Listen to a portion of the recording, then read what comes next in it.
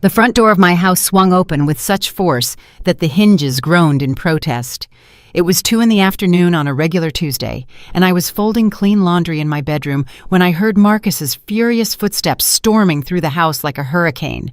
"Mom, where are you?" His voice echoed through the house with a rage I hadn't heard since he was a teenager. I left the shirts on the bed and stepped into the hallway. My son, at 42 years old, was standing in the living room, his face red and his fists clenched.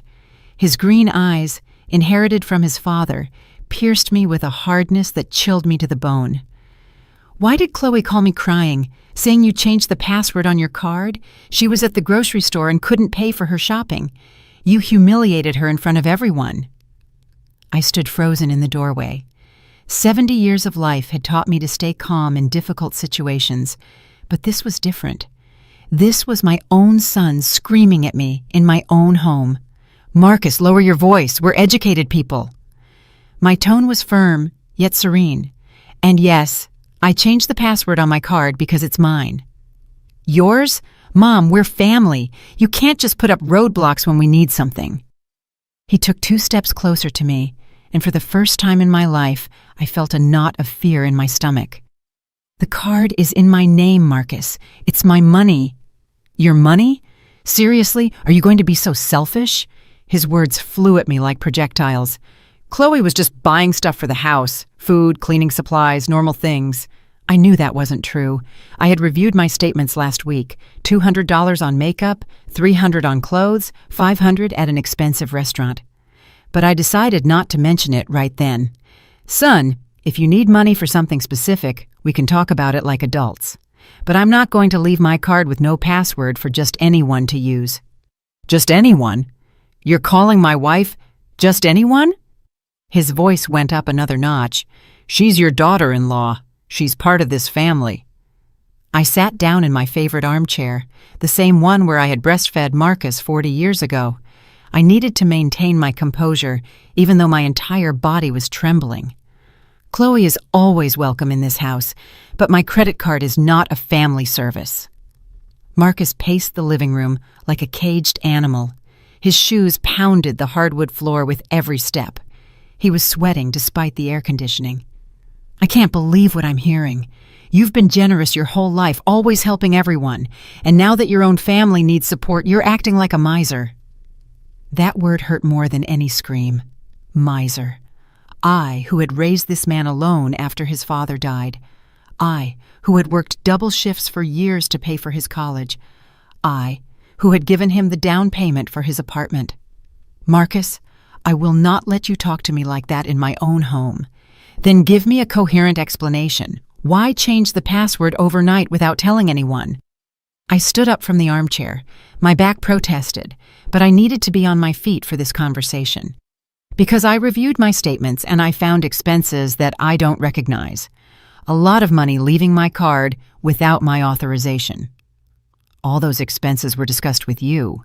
"No, Marcus, they were not." He fell silent for the first time since he had arrived. His breathing was heavy, and the veins in his neck stood out against his dark skin. "Chloe told me she always asked you before she used the card." "Chloe is lying." The words came out of my mouth before I could stop them. The silence that followed was thick, heavy. Marcus looked at me as if I had just slapped him. "I won't let you insult my wife." "I'm not insulting her. I'm telling the truth." "The truth is, you're getting paranoid. Maybe it's time for someone else to handle your finances." Those words hit me like a lightning bolt. My own son, suggesting I wasn't capable of managing my own money. My own son, doubting my mental capacity. "I think you need to leave, Marcus." "I'm not leaving until we fix this. Give me the new password right now." "No, son. I said no." I held his gaze. "This is my house and my decision. If Chloe needs something, she can ask me directly." Marcus headed for the door, but stopped before he went out. His voice was colder than ice. "This isn't over. We'll talk again when you get over your tantrum." "It's not a tantrum, Marcus. It's a decision. It's foolish, and you're going to regret it when you see how this affects our relationship." His words hung in the air like a threat. My own son, threatening to cut off our relationship if I didn't give him access to my money. Are you threatening me? I'm warning you. Chloe is very hurt by your attitude. I don't know if she'll want to see you after this. Then that will be her decision. Marcus shook his head with contempt. You know what? You're right. This is your decision, and we'll make ours. The door closed with a dry thud. I was left alone in the living room, trembling. The begonias on the patio still needed water, but I no longer had the strength to water them. I walked to the window and watched Marcus's car driving away down the street. The tires squealed as he turned the corner too fast. 40 years of motherhood, and it came to this. My only son screaming at me for protecting my own money. The silence in the house felt different after he left. It wasn't the peaceful silence of the morning, but something denser, heavier, as if the air itself had changed. I sat down in my armchair again and closed my eyes. The conversation replayed in my mind like a broken record. Marcus's words, his tone, his fury, all for a password, all for protecting my own credit card. But in my heart of hearts, I knew this wasn't really about a password. It was about control. It was about boundaries. It was about the fact that for the first time in years, I had said no. The phone rang once, then twice. I let the answering machine get it. It was Chloe, her shrill voice cutting through the silence of my home. Sylvia, I know you're there. I hope you're happy with what you've done. Marcus is devastated. I don't understand why you're behaving like this with us. We're your family. Click. The line went dead. I took a deep breath and opened my eyes. The clock on the wall read 3:30. The day had started out normally, with laundry to fold and plants to water. Now it felt as if I had lived an entire week in 2 hours. I got up and walked to the kitchen. I was hungry, but more than that, I needed to do something with my hands. Cooking had always been my refuge in difficult times. As I peeled potatoes for a late lunch, I couldn't stop thinking about Marcus's expression. The anger in his eyes wasn't new, but the coldness was. It was as if he had seen right through me and decided I was no longer worth his respect. But that sunny afternoon was just the beginning of the nightmare I would live. For 30 years, my routine had been my strength. I would get up at 6 in the morning, make coffee in the same coffee maker my husband had given me before he died, and check on the plants in the yard while the sun was just beginning to warm the tiles. It was an organized, predictable, safe life. After Robert's funeral, when Marcus was just 12 years old, I learned that structure was the only thing that kept us sane. Mealtimes, study times, bedtimes, clear rules and firm boundaries. That's how we'd raise a good man, I thought. My 2-story house had been our refuge for 40 years. Robert bought it when I was pregnant with Marcus, with a loan we paid off over 20 years. Every room had a story. Every corner held memories. The backyard where Marcus learned to walk, the kitchen where I prepared thousands of family meals, the living room where we celebrated every birthday. The neighbors knew me as the woman who always had time to help. When Ms. Carter got sick, I brought her food for 2 months. When the Perez family's son needed money for school, I lent them $500 without charging interest. Generosity had been my way of honoring Robert's memory. Marcus was always a good son, studious, respectful, affectionate. When he turned 25 and got his first job as an accountant, I was proud. My sacrifice had been worth it. For years, we were a perfect team. He handled my taxes. I cooked for him on Sundays. We visited each other regularly.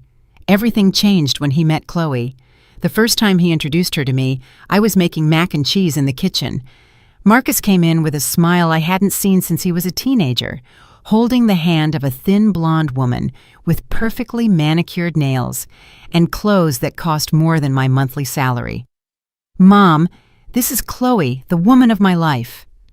Chloe smiled at me with perfect white teeth, but her eyes evaluated me from head to toe as if I were an obstacle she needed to remove.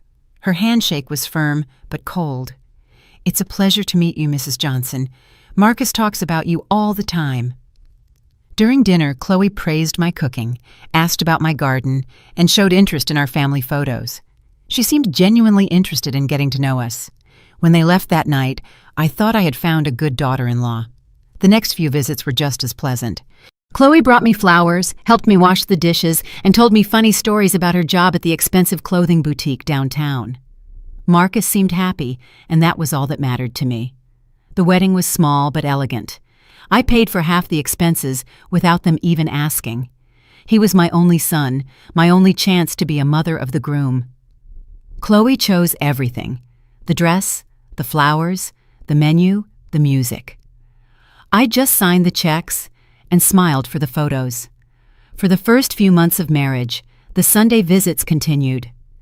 Marcus and Chloe would come over for lunch, tell me about their new married life, and I enjoyed having him close. The house felt full again, like when Marcus was a boy. The first favors started innocently. "Sylvia, can you lend us some money? We're a little tight this month with apartment expenses." Chloe spoke to me in a sweet, almost timid voice. "It's $200. We'll pay you back on Friday." I gave them the money without a second thought. It was $200. I had enough savings, and they were just starting their married life. It was normal for young people to have financial difficulties at the beginning. Friday came, but the money didn't. Instead, another request arrived. "Mom, can you lend us $300 more? Chloe needs clothes for work, and I don't get my bonus until next month." $300, then $500, then more. Always with the same promise, "We'll pay you back soon." Always with the same excuse, "We're a little tight this month." After 6 months, my loans totaled almost $5,000. When I brought it up during a Sunday lunch, Marcus got uncomfortable. "Mom, you know we're going to pay you back. I don't understand why you're keeping such exact accounts. We're family." "Of course we're family, son, but $5,000 isn't—" Chloe intervened with her most charming smile. "Sylvia, you're right. We've been careless with the payments. How about we give you my credit card as collateral?" I didn't want their credit card. I wanted my money, but I accepted because I didn't know how to negotiate with my own family. A week later, Chloe called me in a desperate voice. "Sylvia, I have an emergency. My card is blocked and I need to buy medicine for my mom. Can I borrow yours just for today?" I lent her my card. Just for a day, I thought. Just for medicine. That night, I checked my statement online. $150 at the pharmacy. Perfect, I thought. But there were other charges too. $80 on cosmetics, $200 on clothes, $300 at an expensive restaurant. When I confronted Chloe the next day, she apologized with tears in her eyes. "I'm so sorry, Sylvia. I was at the mall and I saw some incredible sales, and I just thought it would be okay. I'll pay you back tomorrow." She didn't pay me back tomorrow, or the next week, or the next month, but she did continue to ask for my card for emergencies. The emergency for her sister's birthday, the emergency for the shoes she needed for a wedding, the emergency for Marcus's anniversary gift. Always emergencies, always urgent, always with promises of immediate repayment. After a year, I had lost count of how much money had left my card. My life savings were dwindling month after month, but every time I tried to talk about it, Marcus made me feel guilty. "Mom, I don't understand why you're so petty with us. You have enough money, and we're trying to get ahead." Petty. That word was etched in my mind for weeks. The Sunday visits became tense. I would cook, they would eat, but the conversations always revolved around money. Bills they couldn't pay, unexpected expenses, opportunities they were missing out on for lack of cash. "If we had a better car, I could get a better job," Chloe would say while playing with her new phone. "If we could move to a nicer neighborhood, we'd have a better quality of life," Marcus would add while serving himself a third portion of my stew. I listened in silence, knowing their words were indirect requests for more money. One afternoon, while reviewing my bank statements, I realized something that chilled me to the bone. In the last 6 months, I had spent more money than I was earning from my retirement fund. My life savings were evaporating to finance Marcus and Chloe's luxurious lifestyle. I couldn't sleep that night. I stayed awake until dawn, calculating how much money I had lost, how much they owed me, and how much longer I could sustain this situation before I was ruined. For the first time in 30 years, my morning routine did not bring me peace. The coffee tasted bitter, The plants seemed wilted, and the silence of my house felt like a sentence. Something had to change, but I didn't know how to confront my own family without destroying everything we had built together. The following months were a slow torture of small lies and big losses. Every week brought a new emergency. Every emergency required my card, and every use of my card turned into expenses I had not authorized. "Sylvia, I need your card to buy medicine for Marcus.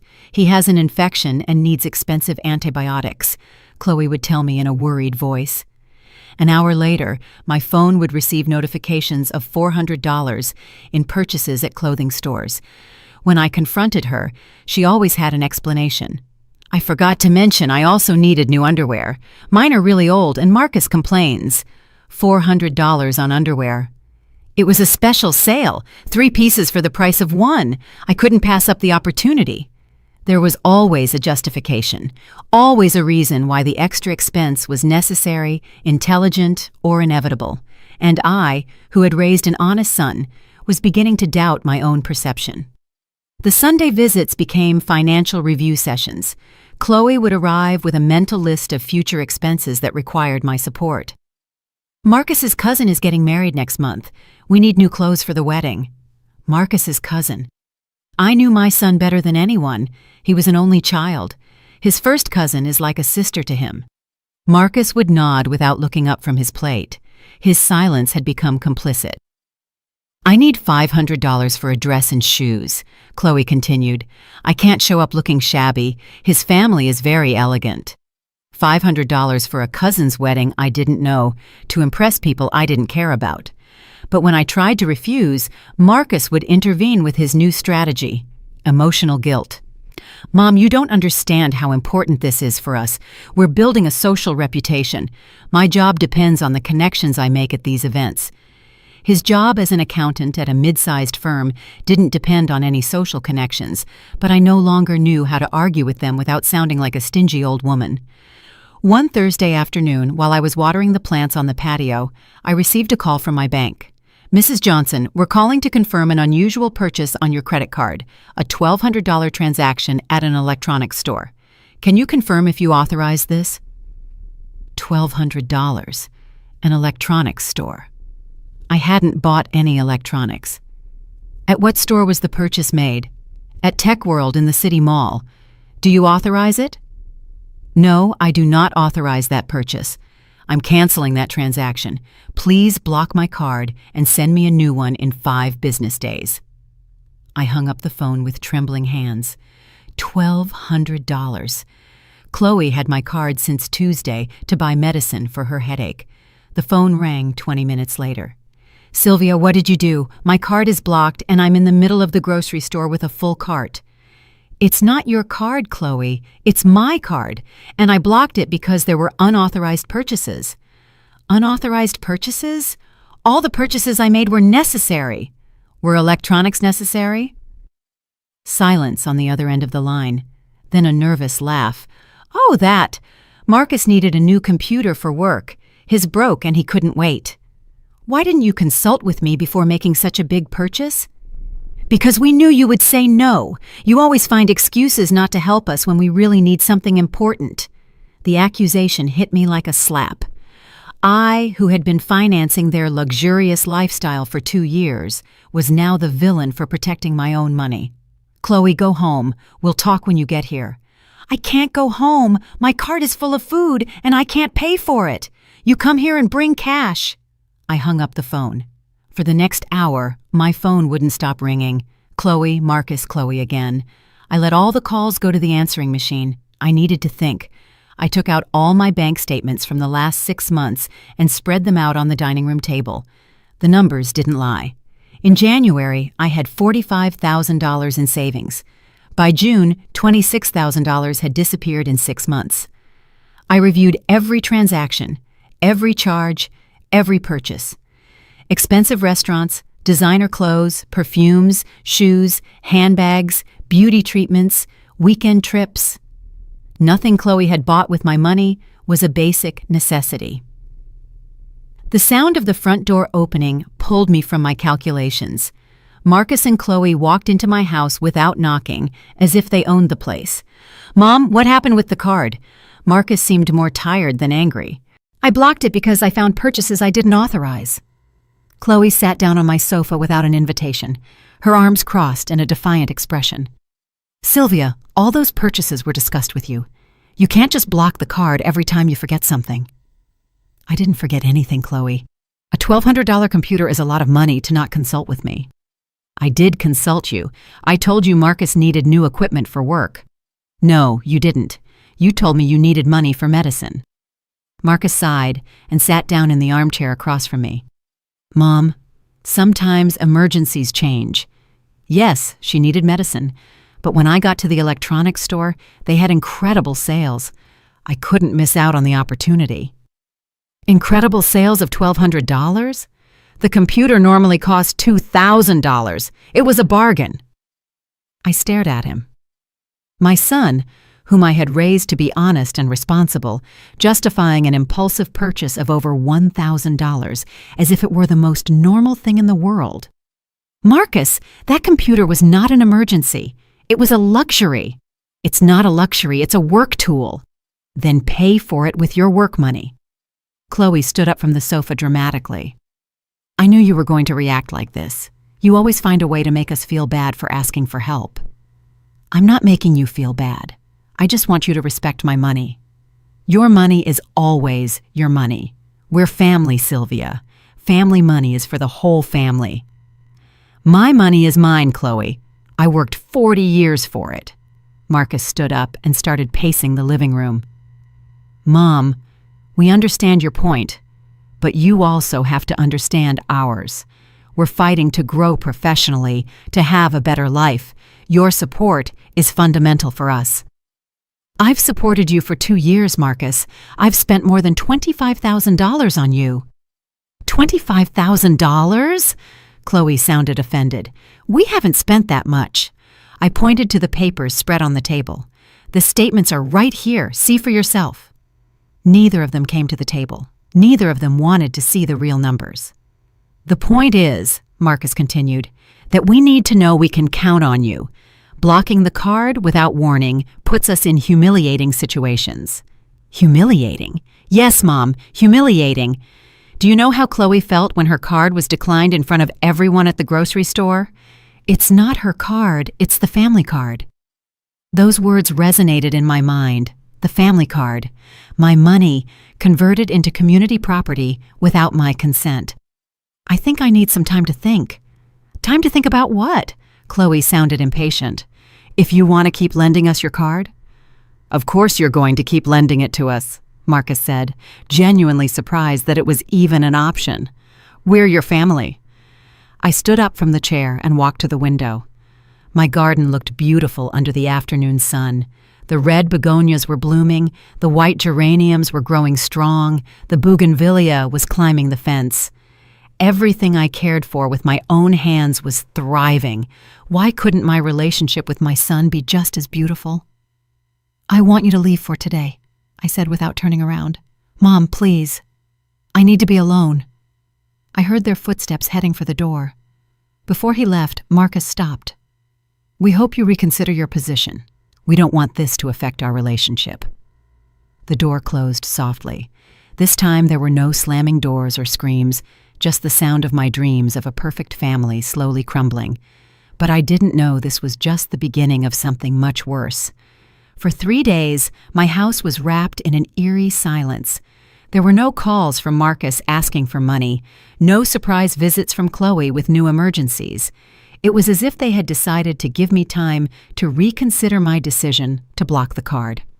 On Friday morning, while I was having coffee on the patio, I decided it was time to face the reality completely.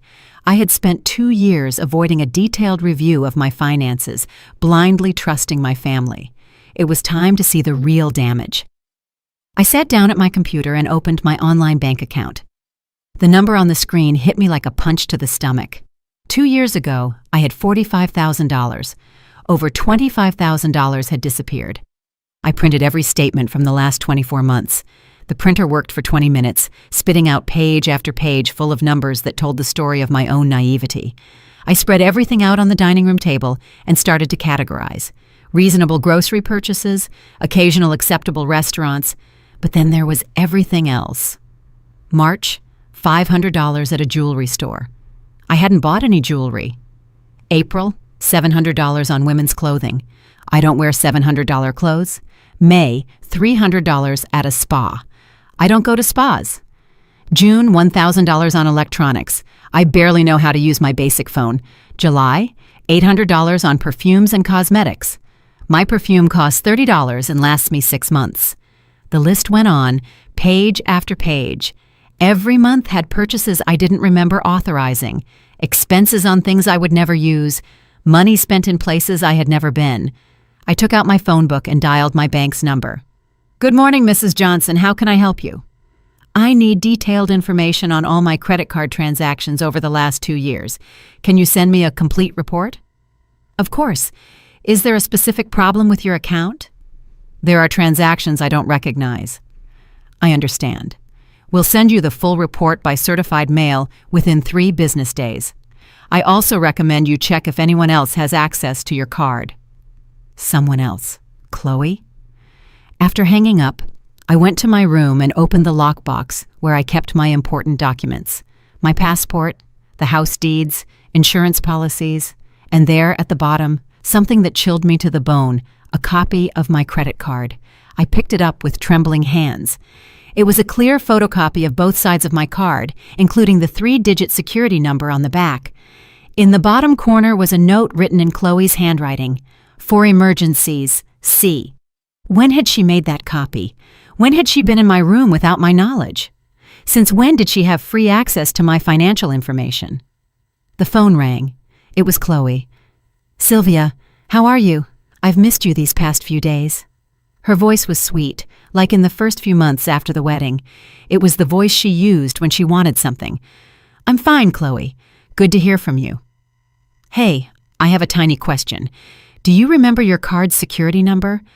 I want to buy something online, and I don't have the card with me." The world stopped. She had a copy of my card, and now she was asking for the security code as if it were nothing, as if it were the most natural thing in the world. "Where is my card, Chloe?" "I have it, of course, like always. Didn't you give it to me to hold on to a few months ago for emergencies?" I didn't remember giving her my card permanently. I remembered temporary loans, one-day favors, specific emergencies, but according to Chloe, I had authorized her to keep my card indefinitely. "Chloe, I need you to return my card." "Why? Did something bad happen? I need to have it with me." "But Sylvia, how are we going to handle emergencies? We'll have to bother you every time we need something urgent." "Yes, you'll have to ask for my permission every time." There was a long silence on the other end of the line. "You know what? We'd better talk in person. I'm coming over." "No, Chloe, just give me my card back." "I'm coming over," she repeated, and hung up. 20 minutes later, I heard Marcus's car parking in front of my house. This time they didn't come screaming. They rang the doorbell like normal visitors. I opened the door and found Chloe alone, smiling as if nothing had happened. "Hi, Sylvia. Can I come in?" I let her in, even though every instinct told me not to. She sat on the sofa and took my credit card out of her purse. "Here's your card, but before I give it back, I think we need to talk." She placed it on the coffee table, but didn't push it toward me. "Talk about what? About why you suddenly don't trust us? About why you're acting like we're strangers? About why you've changed so much?" "I haven't changed, Chloe. I'm just protecting my money." "Protecting your money? From what? From us? From your own family?" She stood up and started walking around my living room, touching the photo frames, adjusting the sofa cushions as if it were her own home. "Sylvia, you know Marcus and I love you very much. You know we would never do anything to hurt you, but lately it seems like you see us as enemies." "I don't see you as enemies. I just want to know exactly how my money is being spent." "Exactly." She turned to me with a wounded expression. "Don't you trust my judgment? After 2 years of being married to your son, you still think I'm a stranger. You're not a stranger, Chloe, but my money is still mine. She sat down again, closer to me this time. Look, Sylvia, I understand you feel uncomfortable. It's natural. When a woman reaches a certain age, it's normal for her to become more cautious with money. A certain age. The phrase hung in the air like a subtle threat. What do you mean by that? Nothing bad, of course. It's just that sometimes older people worry too much about small things. They get a little paranoid. Paranoid. The same word Marcus had used. Paranoid for wanting to control my own credit card. Paranoid for thinking your family is stealing from you. The words came out of her mouth so naturally that it took me a moment to process them. Stealing. She had used the word stealing. Who said anything about stealing? You did, Sylvia, with your actions. Blocking the card, asking for detailed reports, treating us like criminals. What is that if not accusing us of theft? I stood up from the sofa. I needed physical distance from this conversation. Chloe, I just want my card back. Of course, here it is. She finally pushed the card toward me. I took it and put it in my blouse pocket. But Sylvia, she continued in a soft voice, I hope you understand that this is going to make things more complicated for everyone. Every time we have an emergency, we'll have to bother you. Every time we need something urgent, you'll have to go out of your way to help us. That's fine, I can handle that. Are you sure? Because sometimes emergencies happen at odd hours. Sometimes we need things when you're asleep or when you can't leave the house. Was she threatening me or just outlining practical scenarios? We'll handle each situation as it comes. Chloe nodded slowly. Okay, if that's what you want. She stood up to leave. I just hope you don't regret it when you see how complicated everything is going to get. I walked her to the door. Before she went out, she turned back to me. You know what the saddest part of all this is, Sylvia? That after 2 years of treating you like my own mother, you now see me as a stranger. That hurts a lot. Her eyes filled with tears. For a moment, I almost felt guilty. Almost. I don't see you as a stranger, Chloe. I see you as my son's wife, but not as family. You really are family, but my money is still mine.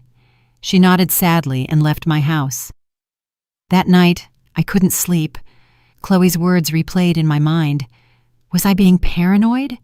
Was it normal for a 70-year-old woman to want to control her own money? Or was I really becoming a distrustful old woman? I took out the copy of my card I had found in my lockbox. I studied it under the light of my bedside lamp. It was a perfect, clear, usable copy. Someone had planned this. And then I understood the truth. I wasn't becoming paranoid. I had been too trusting, but I didn't know that the worst was yet to come. On Monday morning, the detailed report from my bank arrived by certified mail.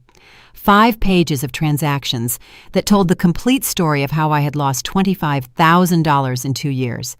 Every purchase had a date, time, location, and amount. It was like reading the diary of a life that wasn't mine. I sat at the dining room table with a cup of coffee and began to study each line. What I found took my breath away. There were transactions at times when I was sleeping, purchases at stores I'd never been to, expenses in cities I'd never visited, and most disturbingly, cash withdrawals from ATMs at 3 in the morning. How had someone withdrawn money at 3 in the morning if I was in my bed? I dialed Marcus's number. I needed an explanation before my mind created theories I didn't want to contemplate. Hello, Mom. How are you? Marcus, I need to ask you something important. Sure. What's up? My card has been used when I wasn't there. There was a long pause. What exactly do you mean? I mean using it without my knowledge when I was at home. Mom, you gave us permission to use the card for emergencies. Sometimes emergencies don't wait for convenient hours. Money was taken from ATMs at 3 in the morning. Oh, that was one time we needed cash urgently for a taxi after dinner. We were out late and didn't have any on us. One time. The report said it was 6 times in the last 3 months. Mom, I'm not going to keep a detailed log of every emergency to report back to you like we're children. His tone had become defensive, impatient. Marcus, It's 6 withdrawals of $300 each, $1,800 in cash. And they were all for legitimate expenses. I don't understand why you're suddenly treating us like criminals." "I'm not treating you like criminals. I just want to understand how my money was spent." "You know what, Mom? I think we need a serious conversation. Chloe and I are coming over." "Marcus, The line went dead before I could finish. I was left holding the phone, my stomach churning. I didn't want another confrontation, but I knew it was inevitable. While I waited for them to arrive, I continued to review the report. I found something that made me feel physically sick. 2 simultaneous transactions in different places. A purchase at an expensive restaurant at the same time as a purchase at a clothing store 12 miles away. It was impossible for a single person to have made those 2 purchases at the same time, which meant they had made additional copies of my card. 40 minutes later, Marcus and Chloe walked into my house. This time, they didn't ring the doorbell. They used the key I had given them for emergencies years ago. "Mom, we have to talk," Marcus said before sitting down. Chloe looked different, less conciliatory, more determined. She sat across from me with her arms crossed. "Sylvia, this is getting out of control," she began. "Your suspicions, your accusations, your obsessive review of every expense, it's not normal." "It's not normal to want to know how my own money is being spent? It's not normal to treat your family like they're scammers," Marcus interjected. I put the bank report on the table. "Explain this to me. 2 purchases at the same time in different places." Marcus took the sheets and quickly reviewed them. "What purchases?" "Friday, April 15th, a $200 purchase at the Grand Table restaurant at 8 in the evening. At the same time, a $300 purchase at Elegance Boutique." Chloe and Marcus exchanged a quick look. "Oh, that," Chloe said naturally. "I was at the restaurant and Marcus was buying me a surprise gift at the boutique. We used both cards at the same time so I wouldn't find out about the surprise." "Both cards?" "Your card and my card," Marcus explained. "But my card got blocked that day, so I had to use yours for the gift too." The explanation sounded rehearsed, too perfect, but I had no way to prove they were lying. "How many copies of my card exist?" "Copies?" Chloe seemed genuinely confused. "What copies?" I took out the photocopy I had found in my lockbox. "This copy, with your handwriting on it." Chloe took it and studied it as if she were seeing it for the first time. "Oh yeah, I made this copy months ago so I'd have the numbers in case I lost the original card in an emergency. Is that wrong? Did you make more copies?" "No, of course not. Why would I?" "To make simultaneous purchases in different places." Marcus stood up from his chair. "Mom, stop! We can't take these accusations anymore." "They're not accusations, Marcus. They're legitimate questions about my own money. They're accusations of fraud. You're accusing us of stealing." "I just want explanations." Chloe stood up as well and approached me. "Sylvia, do you know how much this hurts us? Do you know how it feels for your own mother-in-law to think you're a thief?" Her eyes filled with tears, but this time they didn't move me. "I just want the truth." "The truth is you're getting paranoid," Marcus yelled. "The truth is that every time we need your help, you make us feel like criminals." "The truth is," Chloe continued in a shaky voice, "we're considering distancing ourselves from you until you get professional help." "Professional help?" "Yes, Mom." Marcus calmed down slightly. "I think you should talk to a doctor. These personality changes, this paranoia, this distrust of your own family, it's not normal." "My personality hasn't changed. I'm just protecting my money." "Your personality has changed," Chloe insisted. "Before you were generous, loving, you trusted us. Now you're suspicious, stingy, you treat us badly." "Stingy for not wanting to give away $25,000. "It hasn't been $25,000, Marcus protested. I took all the bank statements and spread them out on the table. "The numbers are right here. Count it yourself." Neither of them even looked at the papers. "I'm not going to participate in this obsession of yours with keeping exact accounts of every favor you've done for us," Marcus said. "Favors. $25,000 are favors? Yes, they're favors from a mother to her son. It's what normal families do. Normal families don't hide copies of credit cards. Chloe took the photocopy from the table. Do you want me to tear it up? Will that make you feel better? She ripped the paper into small pieces and let them fall onto the table. There. Are you happy now? How many other copies did you make? None. I didn't make any other copies. Then explain the late-night withdrawals. I already explained the late-night withdrawals. Marcus approached and placed his hand on my shoulder. Mom, this has to stop. You're destroying our family relationship for money. I'm not destroying it, I'm just protecting it. Protecting it from what? From us? Protecting my finances. Your money isn't in danger with us, Chloe said softly. Your money is in danger with you. Do you know how many people your age lose all their savings by making wrong decisions? Wrong decisions like trusting you? Wrong decisions like isolating yourself from your family because of paranoia. Marcus took his hand off my shoulder. Mom, I'm going to make you a proposal. Give us one last chance to prove we're worthy of your trust. Give us access to your card for one more month. If at the end of the month you're not completely satisfied with how we've managed the expenses, we'll never ask you for money again. Chloe nodded enthusiastically. It's an excellent idea. We'll show you that you can trust us.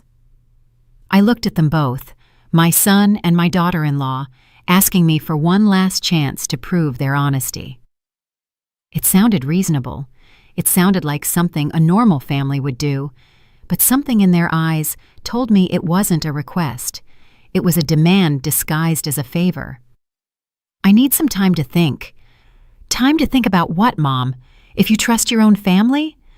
Time to decide if I'm making a mistake. Marcus sighed. Okay, take your time. But in the meantime, we're also going to take some time. What does that mean? It means that until you decide to trust us again, we're going to keep our distance. We don't want to keep feeling like criminals with every visit. They headed for the door. Before leaving, Chloe turned around. I hope that when you reconsider all this, you realize that we are the only thing you have. Without family, money is worthless. The door closed behind them, and I was left alone with the papers scattered on the table and the weight of a decision I didn't know how to make. Was I a paranoid mother destroying her family relationship for money? Or was I an older woman being manipulated by her own family? I didn't know which of the two possibilities scared me more. For a week, I didn't hear from Marcus or Chloe. The silence felt strange after 2 years of constant calls asking for money, surprise visits, and urgent emergencies that required my credit card. For the first time in a long time, my phone didn't ring every day. At first, the silence was a relief. I could water my plants without interruptions, read my book in peace, cook for myself without worrying about preparing extra portions. But after 5 days, it began to feel like a punishment. Was this what they wanted? To isolate me until I gave in to their demands? On Saturday morning, while I was organizing my closet, I found something that made me stop. At the bottom of the last drawer, wrapped in an old handkerchief, was the pearl necklace Robert had given me for our 10th anniversary. I hadn't worn it in years. I took it out and held it up to the light. The pearls were still beautiful, perfect, intact after so many years. I remembered the night Robert put it on me for the first time, his hands trembling slightly as he struggled with the clasp. For the strongest woman I know, he had told me, so you never forget your worth. My worth. When had I started to doubt it? I decided to put on the necklace and leave the house. I needed fresh air. I needed to see people. I needed to remember that a world existed beyond this situation with Marcus and Chloe. I went to the downtown farmers market, where I had bought vegetables for 20 years. Mr. Garcia, the owner of the fruit stand, greeted me with his usual wrinkled smile. Mrs. Johnson, it's so good to see you. How have you been? I've been okay, Mr. Garcia. A little worried lately, but I'm okay. Worried about what? Your health? Your family? He nodded with understanding. Families can be complicated. I have 5 kids, and each one gives me a different headache. Did you ever feel that your kids saw you only as a source of money?"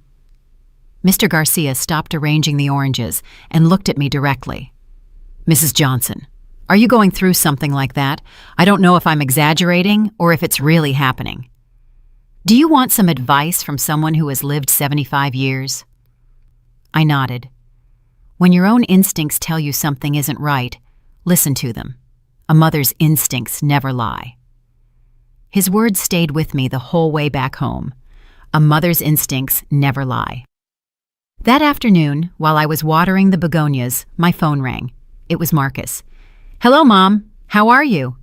"Hello, son. I'm fine. And you?" "We've been thinking a lot. Chloe and I discussed the whole situation and came to a conclusion." "What conclusion?"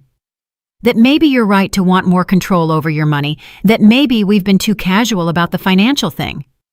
I was surprised. I hadn't expected that response. "I'm glad to hear that, Marcus. So we want to propose something different. Instead of using your card, we want you to give us a fixed amount every month, like an allowance. That way you'll know exactly how much you're giving us, and we'll know what we can count on." "An allowance?" "Yes, an amount that you consider reasonable for our expenses. We were thinking maybe $1,500 a month?" $1,500 a month. $18,000 a year for expenses they considered necessary. "Marcus, $1,500 is a lot of money. It's less than we've spent on average these past few months. We thought it would be a way to cut down on expenses and give you more control." "Why do you need $1,500 a month if you both work?" "Because we're trying to grow professionally. We need appropriate clothes for work. We need to maintain certain social standards. We need to invest in our future, and our salaries aren't enough for that. Mom, our salaries barely cover the apartment and basic food. Everything else requires additional help." "Then maybe you should reduce your expenses." There was a long pause. "Do you want us to live like we're poor?" "I want you to live within your means. Our means include having a mother who can help us grow. I don't understand why you suddenly want us to struggle on our own when you have the resources to make our lives easier. Because they're not my lives, Marcus. They're your lives. We're family. My life and your life are connected." His tone had changed. The conversation was heading into familiar territory again. "Marcus, I'm not going to give you $1,500 a month." "How much then? 1,000? "I don't know. I need to think about it." "Think about it, Mom. We've been waiting a week for an answer. And I've been spending money uncontrollably for 2 years. I need time to decide how to proceed." "You know what? Forget it. Forget the whole proposal." "Marcus?" "No, Mom. We're not going to beg for your help anymore. Chloe was right. There are other options." "What other options?" "Options that don't require begging my own mother for money." He hung up before I could respond. That night, I couldn't sleep. What had he meant by other options? What was Marcus talking about? On Monday morning, I found out. I was having breakfast when someone knocked on the door. It was a young man in a suit with a briefcase. "Mrs. Sylvia Johnson?" "Yes, I am." "I'm Mr. Roberts from the law firm of Hayes & Associates. Your son, Marcus Johnson, has retained our services to review your mental and financial capacity." I felt as if the floor had disappeared beneath my feet. "Excuse me?" "Your son is concerned about your mental well-being. According to him, you have shown signs of paranoia, confusion, and erratic decision-making. He is considering initiating a legal process to obtain guardianship over your finances." "Guardianship?" "Yes, ma'am. A process where a judge determines if you are capable of managing your own financial affairs, or if you need someone else to handle them for you." "Someone like my son?" "Exactly." I sat down in the armchair because my legs could no longer support me. "What do I need to do to defend myself?" "First, I recommend you hire a lawyer. Second, you should undergo medical examinations to prove your mental capacity. Third, you should gather evidence that you manage your finances responsibly. How much time do I have?" "If they decide to proceed formally, you will receive an official summons with 30 days to respond."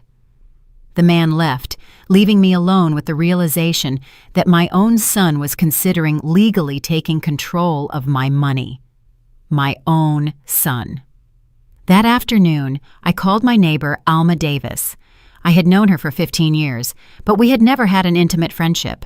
Still, I needed to talk to someone, and she had always seemed like a sensible woman. "Alma, could you come over? I need some advice." "Of course, Sylvia. I'll be right there." When she arrived, I told her everything. The loans that became permanent, the credit card they never gave back, the unauthorized purchases, the threat of legal guardianship, everything. Alma listened in silence, nodding occasionally, without judgment. "You know what I think, Sylvia?" "What?" "I think your son and his wife are systematically manipulating you, and now that you're defending yourself, they're escalating to more aggressive tactics. You think I'm being manipulated? I'm sure of it. And I'm sure you're not the first older woman this has happened to." "What should I do?" "Fight with every legal tool you have.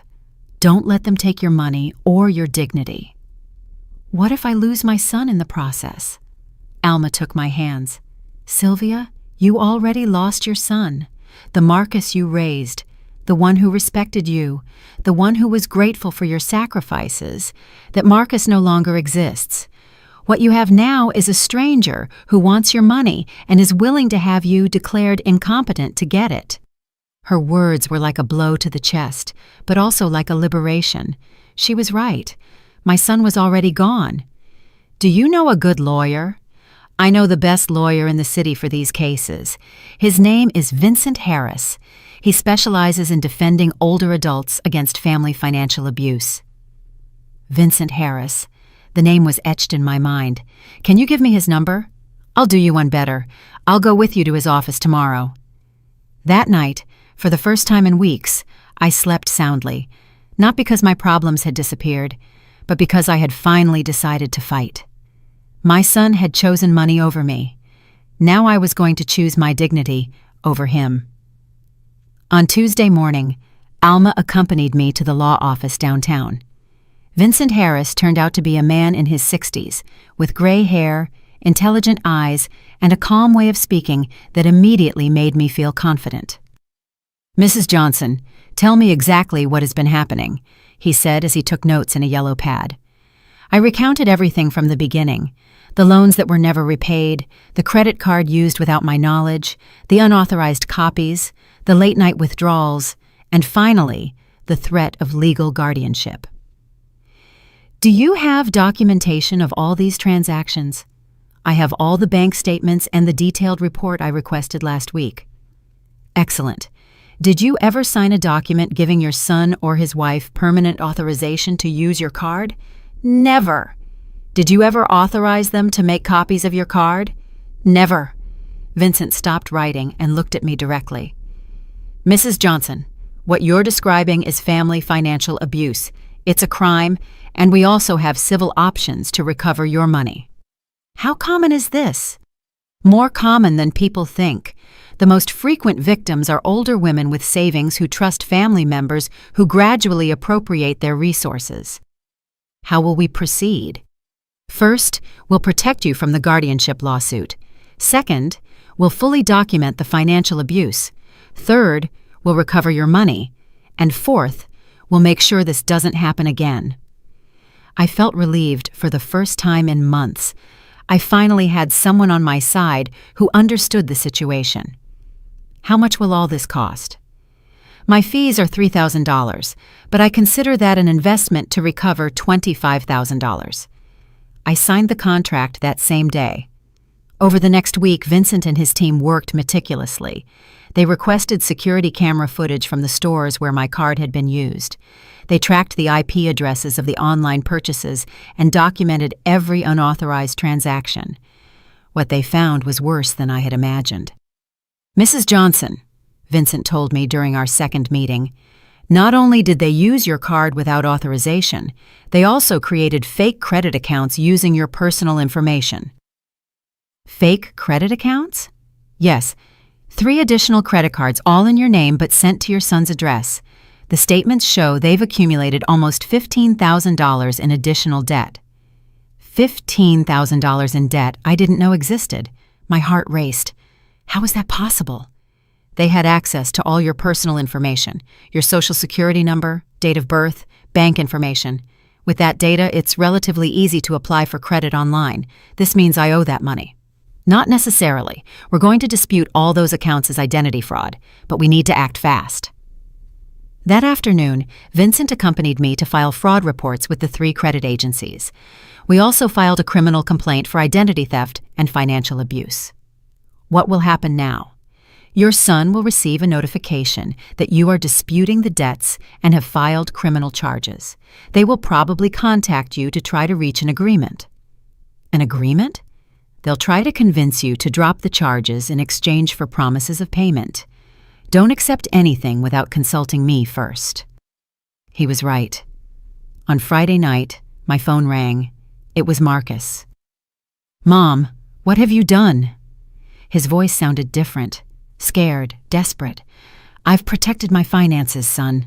We got a court summons. We're being accused of fraud." "Because you committed fraud." "We didn't commit fraud. We're your family. Everything we did was with your knowledge." "No, Marcus, it was not with my knowledge." "Mom, you have to drop these charges. They're going to ruin our lives. You already ruined mine. Please, we'll pay all the money back. Just drop the charges." "With what money are you going to pay me back $25,000? "We'll get the money. We'll take out a loan. We'll sell things, whatever it takes." "And the $15,000 in credit cards you opened in my name?" There was silence on the other end of the line. "How do you know about those cards?" "Because I hired a lawyer, Marcus. Because I investigated what you really did." "Mom, those cards were for real emergencies. Chloe needed expensive medical treatments." "Medical treatments at clothing stores and expensive restaurants?" "Not all the purchases were frivolous. All the purchases were fraud." Marcus started to cry. It was the first time I had heard him cry since he was a child. "Mom, please, we're your family. You can't destroy us for money." "You already destroyed me for money." "We'll pay everything back. Just give me one chance." "You've already had 2 years of chances. One more chance, please." "No, Marcus." "Then this is war." His voice changed completely. The tears turned into coldness. "War." "If you don't drop the charges, we're going to proceed with the guardianship lawsuit. We're going to prove that you're losing your mental capacity. We're going to get witnesses who say you've been behaving erratically." "What witnesses?" "Neighbors, shopkeepers, people who have noticed your paranoid behavior." "My behavior isn't paranoid, it's defensive." "A judge will decide that." He hung up the phone. The next day, the real war began. First came the calls. Marcus, Chloe, unknown numbers, all leaving messages on my answering machine, some pleading, others threatening, all trying to convince me to drop the charges. Then the visits began. Marcus would show up at different times of the day, knocking insistently, yelling from the street that he just wanted to talk. Chloe sent her friends to knock on my door with invented pretexts. One afternoon, while I was watering the plants on the patio, I heard voices on the street. 3 women I didn't know were standing in front of my house talking loudly. "That's the house of the lady who's accusing her own son of stealing. How embarrassing! Sometimes kids have financial problems and need help. At that age, it's normal for them to become distrustful. My grandmother also got like that before she..." She didn't finish the sentence, but the message was clear. They were spreading rumors about my mental state. I called Vincent. "They're doing exactly what I expected," he told me. "They're trying to create a narrative that you're mentally incompetent.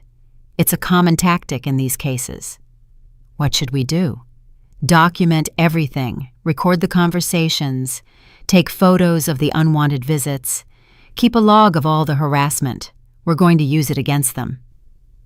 That night, someone keyed my car. 2 words in red spray paint, "Crazy miser." The message was clear. While I fought legally, they would fight psychologically. I called Alma to tell her what was happening. "Sylvia, you can't stay in that house alone. Come stay with me until this is resolved." "I'm not going to let them run me out of my own home." "Then I'll stay with you. That night, Alma slept on my sofa. Her presence calmed me, but it also saddened me. At 70 years old, I needed protection against my own family. At 3 a.m, my phone rang. I answered, thinking it might be an emergency. "I hope you're happy," Chloe's voice said, distorted as if she were speaking through a handkerchief. "I hope you're happy destroying a family for dirty money." "Dirty money? The money your husband made from illegal business? You think we don't know where your savings really came from?" "What are you saying?" "Ask the people in the neighborhood what kind of man your husband was. Ask them what they thought of his late-night business." She hung up before I could respond. Robert had been an accountant. He had worked at the same office for 20 years. He hadn't had any late-night business or dirty money, but now I understood how far they were willing to go to destroy my reputation. They were attacking the memory of my deceased husband. "Alma," I whispered in the darkness, "I think this is going to get worse before it gets better." "I know," she replied from the sofa, "but we're going to stand together." For the first time in months, I didn't feel completely alone. I had Alma, I had Vincent, and I had the truth on my side, but I didn't know if that would be enough against the desperation of people who had lost access to my money and were willing to do anything to get it back. The court hearing was scheduled for a Tuesday in March. For the 2 weeks leading up to it, Vincent and his team worked tirelessly to prepare my defense. There were documents, testimonies, forensic evidence of the fraudulent purchases, and something that surprised me, other victims. "Mrs. Johnson, your case has opened a broader investigation," Vincent explained in his office. "We've found 3 similar cases in the last 2 years. Families using the same tactics, gradual financial abuse, followed by guardianship lawsuits when the victim defends herself. Your courage in reporting this is helping other people." On the day of the hearing, I arrived at the courthouse accompanied by Vincent and Alma. In the courtroom, Marcus and Chloe were waiting with their lawyer, a young man in an expensive suit who wouldn't stop reviewing documents. When our eyes met, Marcus immediately looked away. Chloe looked at me with a coldness that made me tremble. The judge, a man in his 50s with a serious expression, reviewed all the documents before beginning. The hearing lasted 3 hours. Vincent meticulously presented all the evidence: the $25,000 in unauthorized purchases, the 3 credit cards opened fraudulently, the late-night cash withdrawals, the unauthorized copies of my card. Every transaction was documented with a date, time, location, and amount. Marcus's lawyer tried to argue that everything had been verbally authorized, that I had given permission to use my financial information, that my lawsuit was the result of age-related mental confusion. He presented as evidence testimonies from 2 people who had supposedly noticed changes in my behavior, but Vincent had prepared a devastating surprise. He had obtained security camera recordings from several stores where my card had been used. The images clearly showed Chloe using my card while I was supposedly at home. He also had phone records that showed that during some of those purchases, I had been talking on the phone from my home landline, which made it impossible for me to have been present at the stores. The most compelling evidence was the testimony of my family doctor, Dr. Paul Rodriguez, who had been my doctor for 15 years. He testified that my medical and neurological exams over the last 2 years showed a completely normal mental capacity for my age, with no signs of cognitive decline, dementia, or any condition that could affect my ability to make financial decisions. When the judge asked me to testify, I stood up with trembling legs, but with a firm voice. I explained how it had all started with small loans that were never repaid, how they had gradually taken control of my credit card, how they had made copies without my authorization, and how when I finally tried to protect my finances, they threatened to take legal control of my money. "Mrs. Johnson," the judge asked me, "at any point did you specifically authorize your son or his wife to open credit accounts in your name?" "Never, Your Honor. I never authorized any additional credit accounts." "Did you know these accounts existed before you hired your lawyer?" "I had no knowledge of their existence. I discovered the $15,000 in debt when Mr. Harris investigated my financial situation." When Marcus testified, his story changed several times. First, he said I had verbally authorized everything. Then he admitted that some purchases had been impulsive decisions. Finally, he acknowledged that the additional credit accounts had been opened without my direct knowledge, but insisted that it had been for legitimate family expenses. The judge interrupted him coldly. "Mr. Johnson, regardless of your intentions, opening credit accounts using another person's personal information without their explicit authorization constitutes identity fraud, a federal crime." The judge's decision was clear and definitive. Not only did he completely reject the guardianship lawsuit, but he ordered Marcus and Chloe to immediately repay the $25,000 I had documented, plus interest and legal costs. Furthermore, he ordered the immediate cancellation of the 3 fraudulent accounts and the removal of that debt from my credit history. As if that wasn't enough, he issued a restraining order that prohibited them from contacting me directly for 1 year, and any future communication had to be through lawyers. The documented behavior in this case, the judge declared, represents a systematic pattern of family financial abuse.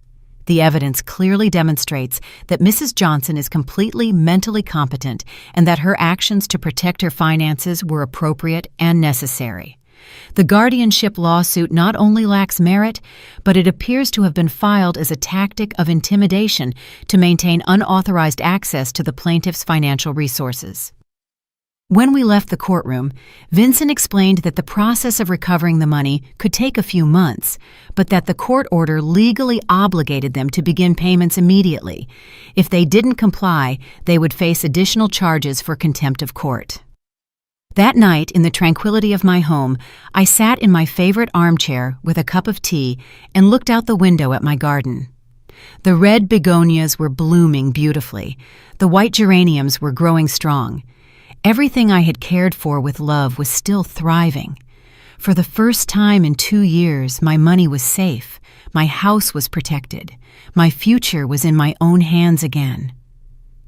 But along with the relief came a deep sadness. I had won the legal battle.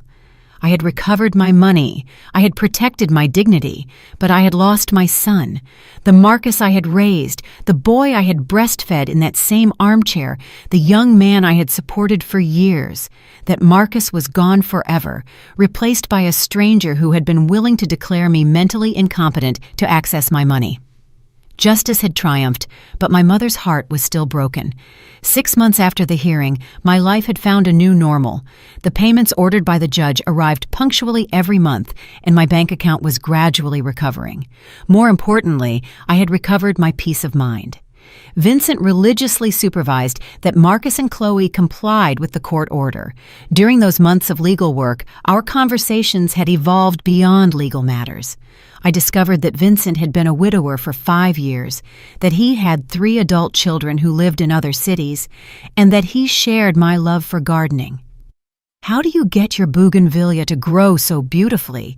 he asked me one afternoon while we were reviewing the latest payment documents on my patio. "Patience and constant care," I replied, "like everything worthwhile in life." His visits had become more frequent and less professional. He would arrive with excuses about documents to review, but would stay to have coffee and talk about books, politics, memories of our marriages, and plans for the future. He made me feel valued not for my money, but for who I was as a person. One Sunday afternoon in October, while we were sharing tea and homemade cookies, Vincent took my hand. "Sylvia, these months with you have been the happiest I've had since I lost my wife. You've given me back the hope that life can still be beautiful at our age. And you've given me back the confidence that good people exist who don't want to take advantage of me. Does it seem crazy that a 62-year-old lawyer is thinking about falling in love with his 70-year-old client? It seems wonderful that a 70-year-old woman is feeling butterflies in her stomach like a schoolgirl." We got married in a small, intimate ceremony 6 months later. Only the 2 of us were present, Alma as my witness, Vincent's brother as his, and the judge who married us. It was perfect in its simplicity. Vincent moved into my house, bringing his law books, his plants, and a quiet joy that filled every room. Together, we redesigned Robert's study as our shared library. Together, we planted new flowers in the garden. Together, we built routines that gave us both happiness. In the afternoons, while I cooked, Vincent worked on pro bono cases, helping other older adults who were victims of family financial abuse. It had become his specialty after my case, and he found deep satisfaction in protecting vulnerable people. "Every case I win is a victory for human dignity," he would tell me. Marcus tried to contact me once, 6 months after my marriage to Vincent. He called one afternoon. His voice sounded tired, defeated. "Mom, I know I'm not supposed to call you, but I needed to tell you something. Marcus, you know you can't talk to me directly. I just want to say I'm sorry. Chloe and we're getting divorced. She left with another man, taking everything we were able to save after the lawsuit. I'm left with no money, no wife, and no mother for following her plans." I felt a pang of maternal pain, but I was no longer the same woman who had been manipulated for 2 years. "Marcus, I'm sorry you're going through this, but decisions have consequences. Can you ever forgive me?" "I've already forgiven you, son, but forgiving doesn't mean forgetting. And it definitely doesn't mean going back to how things were before. We might be able to have some kind of relationship in the future, maybe when you've truly shown that you've changed, not just that you need money again." That was the last time we spoke. I heard from other people that Marcus had moved to another city, that he had gotten a modest job, that he was trying to rebuild his life from scratch. A part of me, the mother I will always be, hopes that one day he finds a way to be the man I thought I had raised. But I no longer wait around. I no longer put my life on hold for the possibility that someone else will change.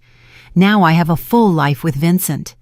We travel. We read together. We care for our garden. We have visits from his children when they come to town. We built a relationship based on mutual respect, genuine affection, and the simple joy of sharing the last years of our lives with someone who values us. At 72, I learned that it's never too late to defend your dignity. It's never too late to say no.